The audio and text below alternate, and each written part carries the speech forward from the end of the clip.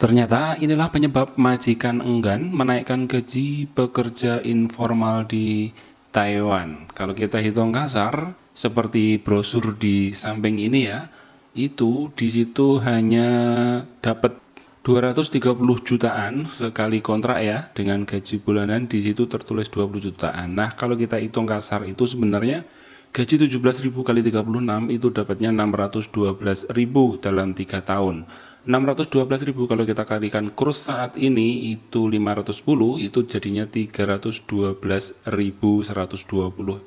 juta ya. Jadi 312.120 juta itu kontrak selama 3 tahun, belum ada lembur dan sebagainya. Nah, kita bahas ya di sini, semuanya akan kita bahas.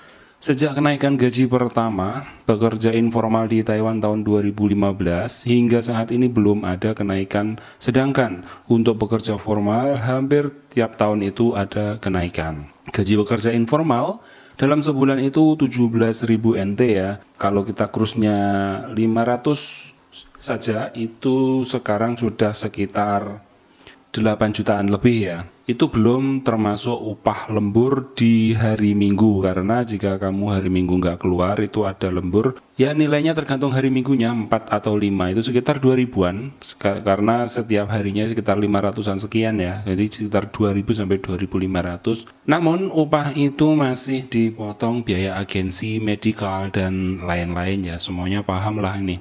Nilai nominal gaji pekerja informal tidak sebanding dengan pekerjaan mereka yang rata-rata di atas 10 jam per hari, dan bagi yang jobnya merawat pasien harus standby 24 jam bahkan. Selain merawat pasien, mereka harus mengerjakan pekerjaan rumah lainnya. Bahkan tidak jarang yang disuruh bekerja di luar, itu juga banyak ya. Meskipun ada sebagian pekerja informal yang gajinya di atas 17.000, namun tidak jarang mereka yang sudah bekerja bertahun-tahun gajinya tidak dinaikkan oleh majikannya. Nah, ini akan kita bahas kenapa hal itu bisa terjadi ya, karena banyak teman-teman kita yang demo setiap kali ingin informal dijadikan formal, gajinya disetarakan. Nah, di sisi lain, sebagian majikan merasa keberatan menambah atau menaikkan gaji dari para pekerjanya, karena menurut perhitungan mereka dalam 1 bulan harus mengeluarkan uang 30.000 lebih untuk mengambil 1 orang pekerja. Jadi biaya akomodasi dan lain sebagainya itu setiap bulannya yang dikasihkan itu sebenarnya totalnya majikan mengeluarkan 30.000 NT lebih ya untuk mengambil, untuk pembiayaannya total itu. Adapun perinciannya adalah sebagai berikut ya. Perinciannya yaitu 17.000 untuk membayar upah bulanannya sesuai perjanjian di awal. Upah lembur dalam sebulan itu antara 2.268 NT dan juga atau sampai 2.800 ya, tergantung hari minggunya ada berapa. Kemudian biaya askes juga dikeluarkan majikan. Benar kita bayar askes sekian ratus itu ya. Cuman majikan itu juga mengeluarkan biaya askes itu sebesar 1.176.000 NT ya, jadi totalnya sekitar 30 ribuan itu ya. Selain itu, biaya penempatan yang harus dibayar majikan setiap bulannya adalah 2000 NT untuk biaya makan, tempat tinggal, air, gas, listrik, yang jika dihitung per harinya itu sekitar 500, maka tiap bulan total 15.000. Nah, ini bagi pekerja formal ya.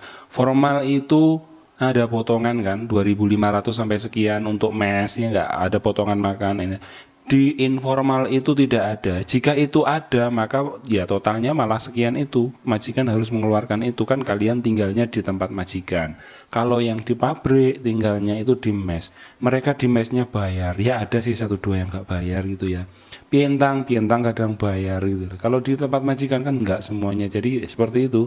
Semua perincian pengeluaran di atas itu apabila dijumlahkan total, majikan setiap bulannya itu harus mengeluarkan uang antara 37.000 NT hingga 38.000 NT. Oleh karena itu, pengeluaran majikan itu per bulannya kan sudah banyak seperti itu. Oleh karenanya ya agak berat lah meminta di sektor informal ini untuk naik gaji ya. Mungkin bisa naik dalam waktu beberapa tahun ke depan, pastilah akan naik ya, menyesuaikan ketika ekonomi Taiwan bagus juga pasti akan naik. Cuman untuk saat-saat ini itu beratnya di situ itu ya. Jadi kenapa kok majikan itu jarang menaikkan gaji? Dan bersyukurlah kalian yang gajinya sudah melebihi gaji formal, dan bagi yang gajinya tidak melebihi gaji formal bersabar saja, rezeki tidak akan tertukar.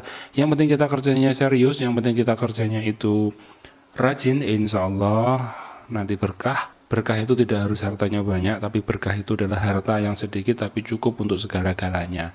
Ya, untuk bangun rumah, untuk keluarga, menyekolahkan anak hingga anaknya sukses. Nah, bagi kalian yang sudah punya keluarga, sudah sukses di Indonesia, anaknya udah lulus kuliah, sudah bekerja, monggo silahkan komen dan bagi pengalamannya. Bagi untuk yang belum, semoga informasi seperti ini bisa bermanfaat bagi kita semuanya, dan tetap semangat untuk bekerja, tidak usah iri-irian masalah gaji karena rezeki yang ngatur yang di atas. Terima kasih dan salam sukses.